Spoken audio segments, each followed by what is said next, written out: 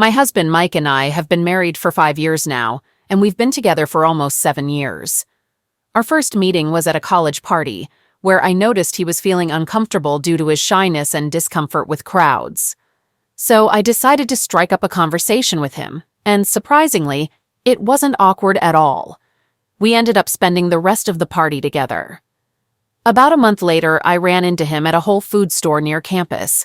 Once again, our conversation flowed easily, and I found myself flirting with him, which took me by surprise. Prior to meeting Mike, I had never really considered dating someone of a different race. I'm white, and he's black. It's not that I didn't find people of other races attractive, I simply hadn't had the opportunity before. I had attended a predominantly white school and had only dated white guys in the past. When Mike realized I wasn't going to leave him alone in the store, he shyly asked if I'd walk with him while he finished shopping.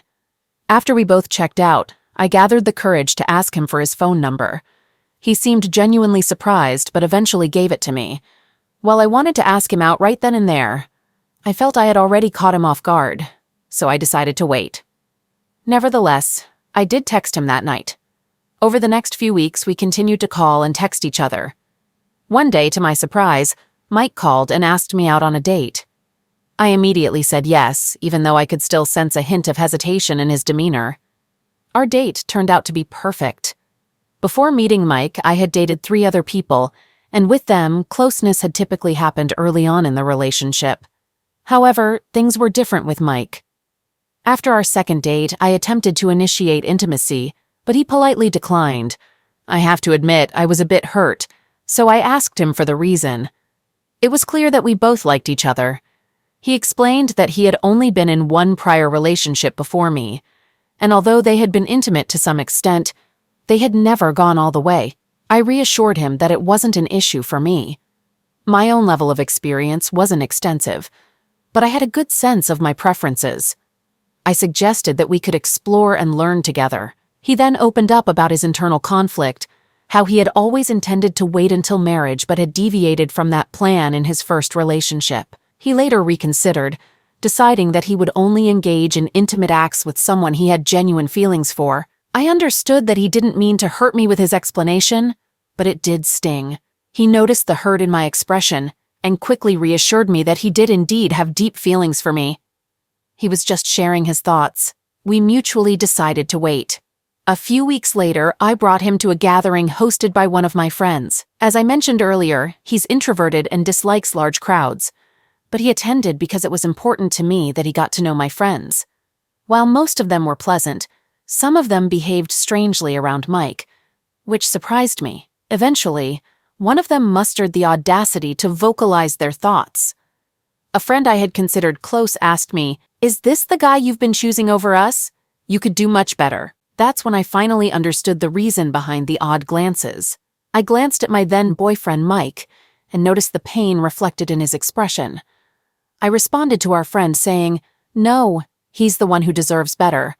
I consider myself fortunate to have him." Following that, we decided to leave the gathering. Later, a genuine friend informed me that some of our mutual acquaintances believed I was too attractive for Mike. I couldn't believe it. It had never crossed my mind. To me, he was one of the most handsome men I had ever met, and I felt like the lucky one. I called my mom to share what had occurred. She patiently listened without interruption as I vented my frustration. When I finished, she said, "You're in love with him, honey. When are you going to introduce him to us?" I insisted that I couldn't possibly be in love with him. At that point, we had only known each other for about 3 months and had been dating for almost 2. She simply responded that you can't control when you fall in love with someone, and it seemed like I had fallen for him, just as it had been with my father, she explained. My parents shared a deeply loving marriage, something I had always desired for myself after witnessing their happiness together. Feeling overwhelmed, I went to his apartment unannounced after talking to my mom and asked him to hold me. Eventually, he encouraged me to share what was bothering me. I confided in him about everything except my mother's remark regarding being in love. I wasn't ready to utter that 4-letter word just yet. In response, he admitted that he had actually thought I was way out of his league and worried that I might leave him for someone more attractive. I had always been aware that people considered me more attractive than most, but hearing him voice those insecurities shattered my heart. I reassured him that it wasn't true and that I didn't want anyone else. The conversation went back and forth for a bit until I felt he had accepted what I said as the truth. I desired him and him alone. That night marked our first intimate encounter. Despite some clumsiness due to his inexperience, I found it more enjoyable than any previous partner. It's clear to me now that it was fueled by my love for him. Later, as we lay cuddling, he revisited our earlier discussion. He confided that one of his greatest fears was being cheated on, and the awareness of people's opinions about our relationship heightened that fear. Hearing him express these concerns angered me. I couldn't help but wonder why people couldn't recognize what a genuinely good person he was, and instead focus solely on his appearance. After numerous conversations and reassurances from me, he genuinely embraced the truth. I wanted only him. A couple of months down the road, we visited my parents. At the time, I was attending an out-of-state college. This trip held immense significance for both of us. Until then, I had never introduced a boyfriend to my family, so my parents understood the gravity of the situation. To our surprise, he got along remarkably well with everyone. I had informed my parents in advance that Mike was a bit shy, so they didn't overwhelm him when I introduced them. This may have contributed to their positive interactions. My younger brother, who was 2 years old at the time, and Mike became practically inseparable during our entire visit. I could see that he would make an amazing father. While watching them play, I uttered, "I love you," for the first time. 2 years later, we got married. After the birth of our first child, Mike's business required him to travel frequently. He even suggested letting his business partner handle most of the travel so he could stay home with us. I assured him we'd be fine with his occasional 2 to 4 day absences. During one of his trips, I was hanging out with my friend Rachel when a new acquaintance of hers joined us. It turns out this person was a new friend of Rachel's. Initially, our interaction went smoothly, but then she began probing about my marriage. She asked if I was happy and if he still treated me the same. At first, I didn't think much of these questions, assuming they were simply curious about married life, especially since neither of them were married. So I answered honestly, saying that I was indeed very happy, and he treated me just as he did before we got married. However, they started suggesting that I might not be as happy as I claimed. Usually, when someone criticizes my relationship, I react defensively. But this time, I chose to ask them why they felt that way. They claimed that Mike had essentially abandoned me after our daughter was born. As I mentioned earlier, he had offered to stay, but I knew how important these business trips were to him, so I encouraged him to go. I'll admit, I felt a bit resentful about him leaving, but his absences were never extended. They went further to suggest that perhaps he didn't love me like he used to, and that these trips were his way of escaping.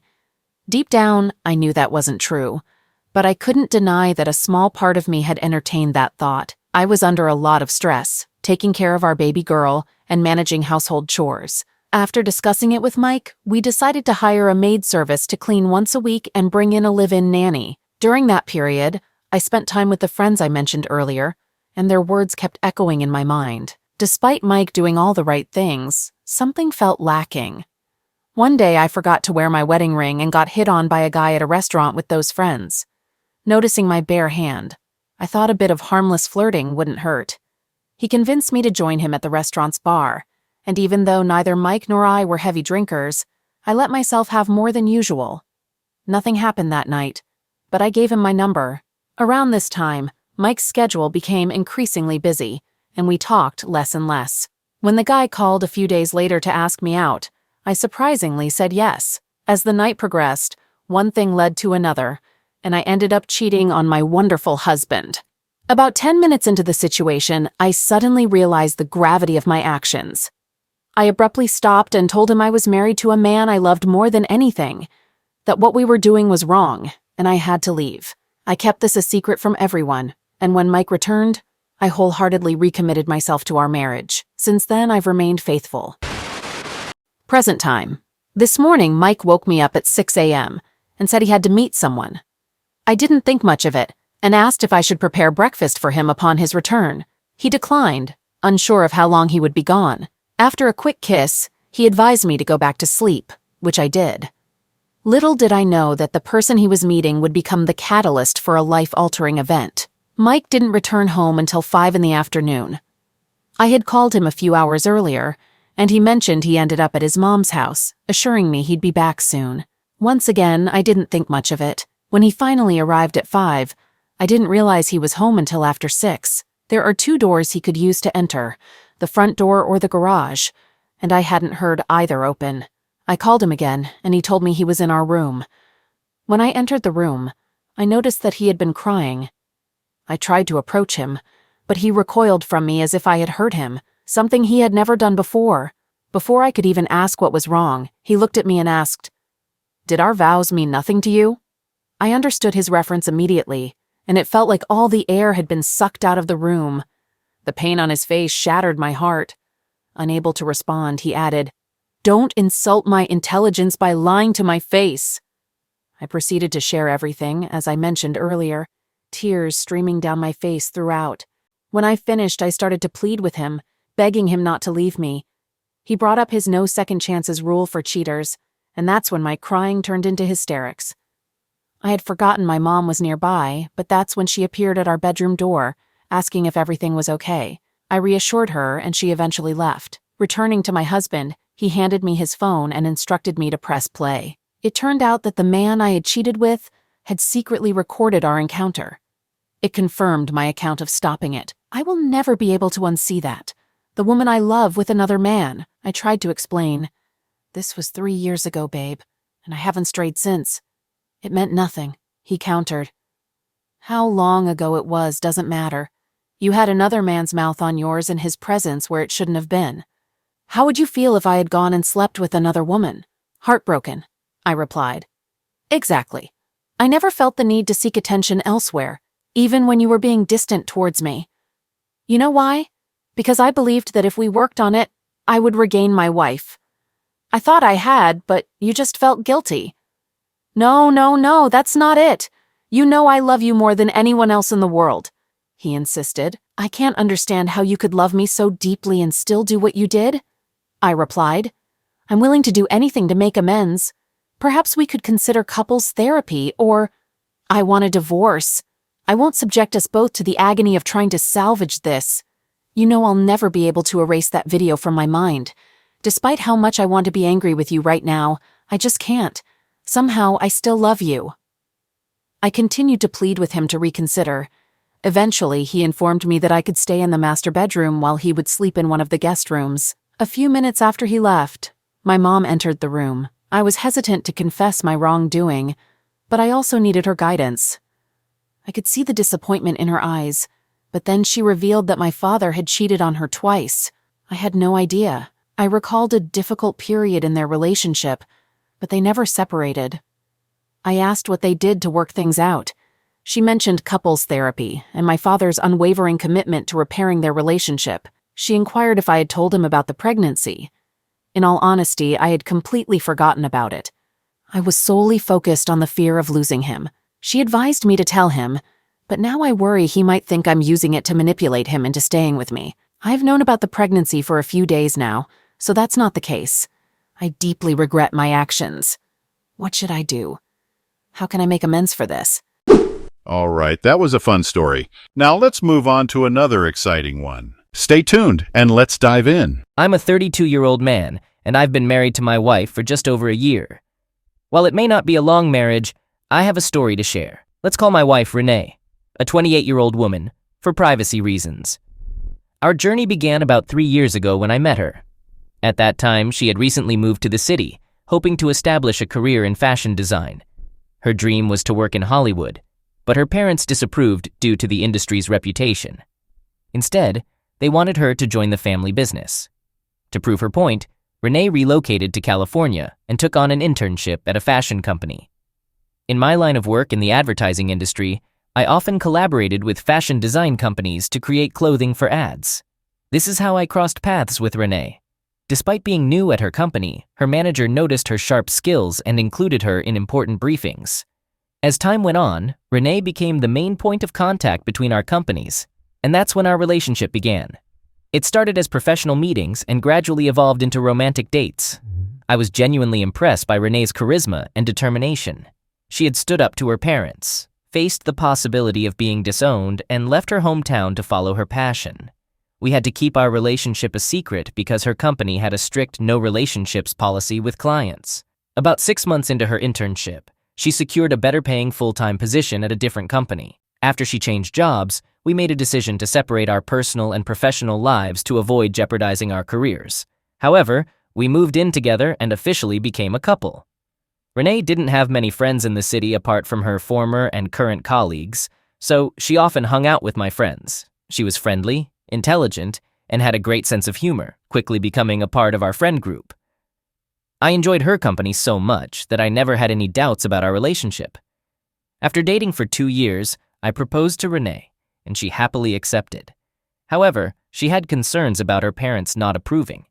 You see, her family is conservative Christian, while I'm not religious at all. She worried that her parents wouldn't be happy with our relationship, especially since they already disapproved of her career choice. To ease her worries, I introduced her to my parents first to help her feel more at ease. My parents instantly took a liking to her. I promised her that I would do my best to convince her parents, but she insisted on handling it herself. Although my parents suggested a joint dinner for both families, Renee felt it would be better for her parents to come directly to the wedding. I trusted her judgment because she knew her family best, even though my mother found it a bit unusual. Nevertheless, I reassured my mother that everything would work out fine. While preparing for the wedding, I inquired if Renee wanted to follow her family's traditional customs, but she expressed a preference for doing it our way. Her parents arrived on the wedding day, and I had mentally prepared for challenging conversations with them. To my surprise, her parents turned out to be kind, and not at all the conservative, sulky, and rude individuals I had pictured. In fact, they were polite and gentle with everyone, which relieved my mother. I commended Renee for successfully convincing her parents about the wedding, although she didn't dwell on it and suggested discussing it later. After the wedding, I asked if she wished to visit her hometown since she hadn't returned there since starting her career.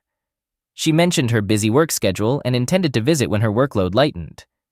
About 5 months ago, I had to go to Tokyo for work, initially planned for 4 days but extended by a week for leisure. Renee was aware of this plan from the beginning. However, on the day of my departure, she spontaneously decided to fly and visit her parents because she didn't want to be alone for a week. I found her sudden change in plans odd, and I had wanted to accompany her. But since I would be away for a week, I couldn't express my desire. During those 5 days, we seemed somewhat distant. I was engrossed in my work and exploring the new city, while I assumed she was occupied with her family, given the long time since their last meeting. When we both returned, I conveyed my wish to meet her family, except for her parents, whom I had only briefly met. She suggested we could plan it for another time. A few weeks after she returned from her trip, Renee approached me with something she wanted to share, and it concerned her brother. This revelation surprised me because she had never mentioned her brother before. During our dating phase, when I inquired about her family, she did mention having a brother, but also indicated that they weren't close. When I couldn't find her brother at the wedding, I inquired about his absence, and she casually mentioned their distant relationship, suggesting he might be preoccupied with the family business in her father's absence.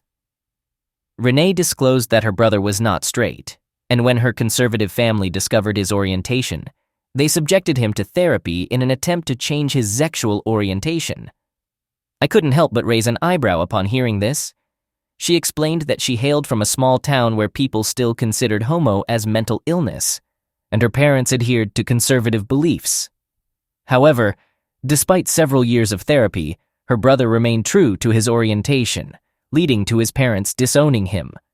This was the reason they intended for Renee to take over the family business. Her brother didn't take his family's rejection well and turned to substance misuse, eventually requiring rehabilitation. This explained his absence at our wedding. I couldn't help but feel disappointed that she hadn't shared this information with me earlier. She tearfully explained that she had been apprehensive about my judgment regarding her family background. During her recent visit to her hometown, Renee learned that her brother had completed rehab. Since her family had abandoned him and he was living alone, she worried that he might relapse due to the frustration and loneliness. Therefore, she requested if he could temporarily stay with us in California until he found a job and his own place. I agreed to this arrangement because we had a spare room in our apartment that was typically used for storing packages and discarded items. A few weeks following our discussion, Renee's brother, Marco, arrived. He's a year younger than Renee, and she's quite protective of him. Marco came across as a reserved individual, and I suspected his self-confidence had suffered due to his troubled past. He didn't engage in much conversation with me and would either stay in his room or go outside whenever I was at home. It's been over 2 months since he moved in, and Renee has been using her connections to help him find a job. I've noticed him going for interviews on some days, but he hasn't had any success yet.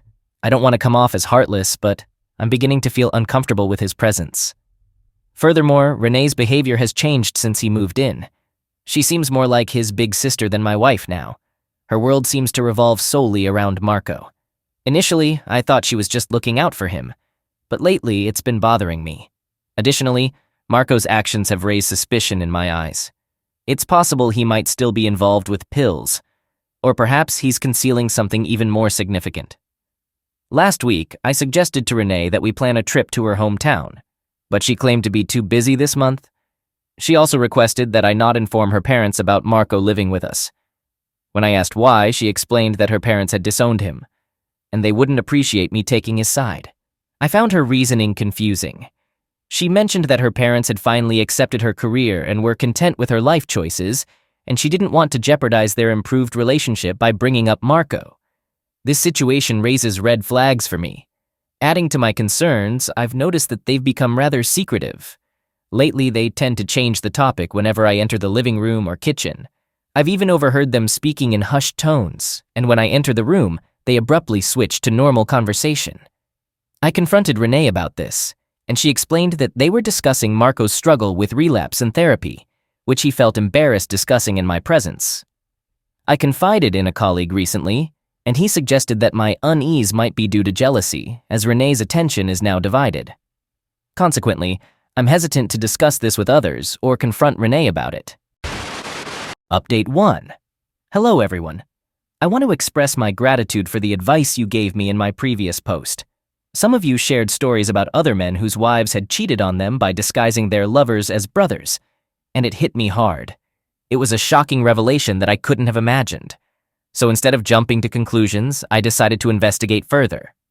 I began my investigation by checking Marco's identification, a step I wished I had taken earlier.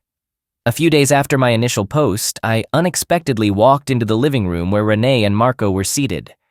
I asked Marco about his job interviews to break the ice. This was unusual for me since I had never delved into their personal matters before. Marco seemed caught off guard and stuttered a bit before claiming he was in discussions with several recruiters, but nothing had materialized yet. I mentioned that my friend was looking for a reliable supervisor for his office and wanted to refer Marco for the role. Typically, someone job hunting would have been thrilled with such news, but their reaction was more shock than excitement. Without giving them time to think, I requested Marco's resume. Renee interjected, saying she would share it later, but I insisted on getting it immediately.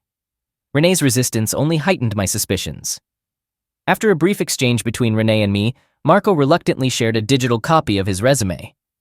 I promptly opened it in their presence and checked for his name. My doubts were confirmed.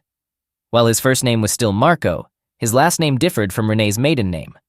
I subtly inquired about this discrepancy. Before Marco could respond, Renee claimed that he had changed his surname after being disowned by their parents. I had anticipated this explanation. Until then, I suspected that this brother-sister duo was hiding something, but after this revelation, their true relationship became even more uncertain. So, about a week later, I mentioned to Renee that I had a work-related trip planned near her hometown and suggested that she could join me to visit her parents' house if she was free. I intentionally gave her short notice, making it easier for her to decline. As expected, she said she was busy. However, she continued to inquire if I planned to visit her parents. I replied that I wouldn't visit them alone and that we could plan for another time. In reality, I didn't have any work trip. My true intention was to go to her hometown and meet her parents to uncover the truth. I won't delve into the details of how I obtained their address, but it was available on her ID. So I went to their house and immediately informed them not to mention my visit to Renee, because I was planning a surprise for her upcoming birthday, which was just a couple of days away. I told them that I wanted to invite them in person to a surprise party I was arranging for her. They welcomed me warmly. During our conversation, I gradually brought up the topic of conservatism, mentioning how Renee had described them as such. They chuckled, thinking it was a joke. Then, I began asking them about their religious beliefs, and to my surprise, it became evident that they were not conservative at all. I then subtly inquired about their business without raising any suspicions. Her father mentioned that he planned to retire from his company next year and enjoy a more relaxed life. I seized the opportunity and asked how the business would continue after his retirement. He explained that his son was already managing the business effectively, making him the natural heir. I noticed Renee's mother appeared uneasy, so I tried to change the subject. However, her father continued saying, "I wanted to ensure fairness between both my children. That's why I encouraged Renee to join the business. This way, both my son and daughter would have an equal share in the business. Since Ryan is my son from my first marriage, both Renee and my wife were worried that he might not share the business with her. As you're now part of the family, I want you to know that I'll be fair to both my children." He continued, expressing his dissatisfaction with Renee's career choice. But at that moment, I was mentally overwhelmed upon hearing the name Ryan. I felt a tightness inside me and needed to catch my breath. So I interrupted him, suggesting that we could discuss our differences when they came for Renee's birthday. Although I didn't get to meet Ryan, I noticed his presence in the family photos displayed in their hallway. As I left, I once again emphasized the need to keep my visit a surprise from Renee, which they agreed to. I felt repulsed by the knowledge that Renee had indeed been having an affair in our home, portraying him as her brother. I visited them on a Saturday, nearly a week before Renee's upcoming birthday on Thursday. I felt so uncomfortable sharing the house with her that I decided not to return home after meeting her parents. When she called me on Sunday to ask when I would be back, I explained that my work had been extended, and I wouldn't return until Thursday morning. Currently, I'm staying in a hotel until then. I'm well aware that she and her lover are enjoying their time together during my absence, but I'm not concerned. My primary goal is to expose and confront her in front of her parents. I've already initiated discussions with a lawyer to initiate the divorce process. In fact, I had an appointment with the attorney a few hours before posting this update. I'll provide another update once I've confronted her and revealed the truth. Update 2. I've finalized my divorce and I apologize for the delay in providing this update. I wanted to wrap up everything and share it all at once. Some of you commented that I overlooked obvious red flags, but the truth is, I didn't find them absurd while they were happening. It only seemed strange when I reflected on the events following Marco's arrival. When you examine each individual incident, they don't appear suspicious. It's only when you add everything together that it becomes evident. Now, some people are teasing me for not realizing it sooner. Now, moving forward. As I mentioned, I invited Renee's parents to celebrate her birthday on Thursday. I returned home on the same day and she was there. Seeing her face made me feel awful, and I didn't even offer her a birthday wish. She seemed to think I had forgotten, so she hugged me and playfully asked for a birthday greeting. I played along and wished her a happy birthday. She suggested we go out to celebrate, but I claimed to be tired and in need of a shower. After my shower, I found that Renee had already dressed up and was eager to go out. I acted as if I didn't notice her and went to bed instead. She tried to be cute and insisted I get ready to take her out. I pretended to be indifferent, mentioning that I had a severe headache and needed a nap. I asked her to wait for a couple of hours, which upset her, but I reassured her that it would be worth the wait. I wasn't feeling sleepy at all. Instead, I had a heavy heart, knowing that a confrontation was imminent. About an hour later, I received a call from Renee's father, informing me that they were on their way. I quickly got out of bed and headed outside. On my way, I noticed Renee and Marco chatting and cooking in the kitchen. Renee even asked me where I was rushing off to. I replied that there was a package delivery outside, and I needed to collect it. I went outside and waited for a few minutes until I saw them arrive. I greeted them and ushered them inside. It was a moment filled with shock and despair, not only for Renee and her lover, but also for her parents, as it became clear they already knew about Marco. Renee turned to me, seeking an explanation. I casually remarked, "Oh, Ryan didn't come. That would have made things easier, wouldn't it?" Her father gave Renee a disgusted look and questioned her about Marco's presence in our house. By then, Renee had begun to sob. I sarcastically continued, "Why are you saying this? Isn't he supposed to be your son?" Renee pleaded with me to stop, while Marco looked like he wanted to leave. I halted him by placing my hand on his shoulder and instructed him to stay seated. Her mother insisted on knowing the truth, so I proceeded to divulge everything. Both Marco and Renee were frozen in shock. Her parents regarded them with disdain and then turned to me, inquiring if I already knew everything. I replied, "No, I only learned the truth when I visited them." Her father went on to reveal the remaining undisclosed details. He disclosed that Marco had been Renee's college boyfriend and had always struggled with pill obsession, relying on Renee's financial support. Consequently, her parents ceased providing her with money. They had hoped she would join the family business to monitor her expenses, but Renee chose to financially support her boyfriend instead. As a result, she left home, found a job, and eventually moved to California, where we met and got married. Her parents expressed their happiness when they learned about her marriage to me. They believed she had moved on from Marco, but there she was, sitting with him in my house. I turned to Renee and questioned whether all this had restarted when she visited her parents during my Tokyo trip. She met my gaze with a serious expression and admitted to it. She confessed that she had kept me away from her family because she feared her past would be revealed. While with me, she had genuinely moved on from Marco. However, upon learning of Marco's return from rehab, she couldn't resist the temptation and went to see him. During their meeting, Marco convinced her that he had changed and encouraged her to divorce me. Renee didn't want to take that risk immediately, so they both devised a plan.